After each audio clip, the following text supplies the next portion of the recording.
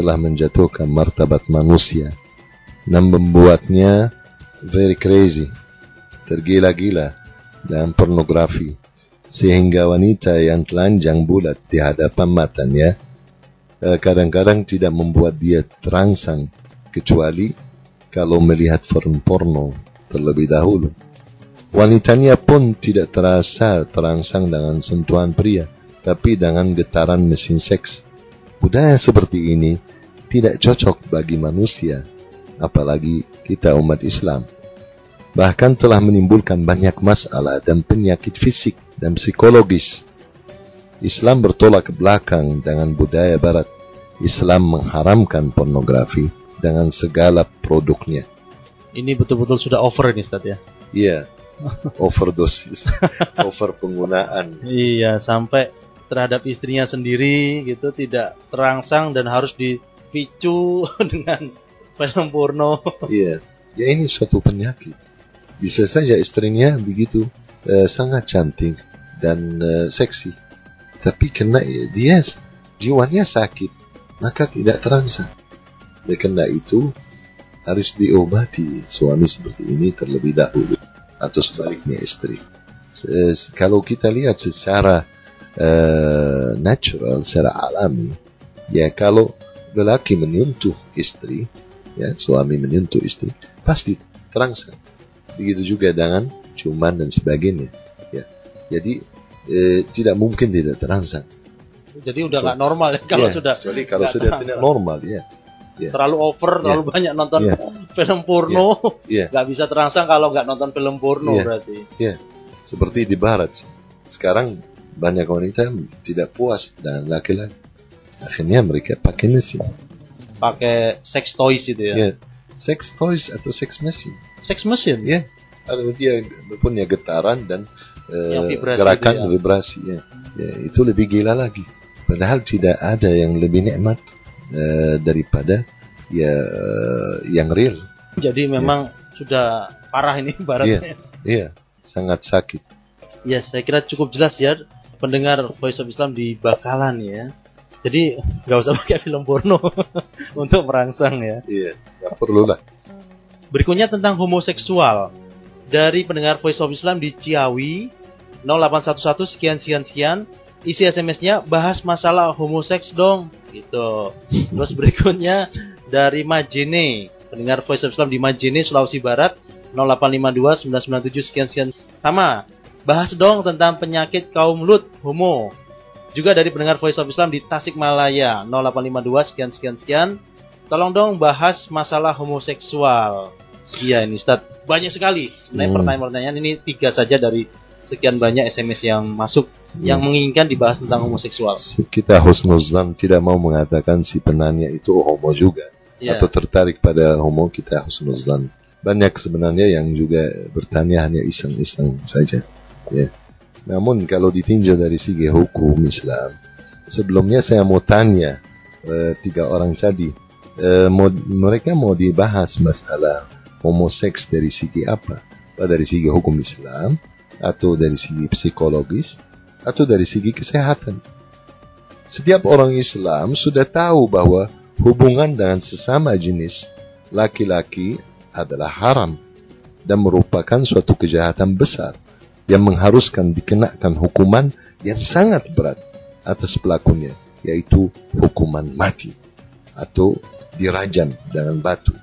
Kaum Lut telah dimusnahkan dengan getaran bumi yang menimbulkan suatu gempa bumi yang kuat dan hebat disertai angin yang kencang dan hujan batu sijil yang menghancurkan dengan serta-merta kota kaum Lut, kota Sadum beserta semua penghuninya. Maka singkat kata, kegiatan homoseksual tidak diperbolehkan dengan alasan apapun. Iya, ini seringkali ini Ustaz ya. Wah ini saya udah nggak bisa lepas dari kebiasaan. Bisa kalau dia meningkatkan imannya dan beristri, ya berkeluarga. Harus dia mengobati diri, karena kecenderungan yang secara fitri diciptakan oleh Allah Subhanahu Wa Taala dalam diri manusia terhadap lawan jenis. bukan terhadap sesama jenis. Ini udah nggak normal. Tidak normal ya. Maka harus diobati terlebih dahulu.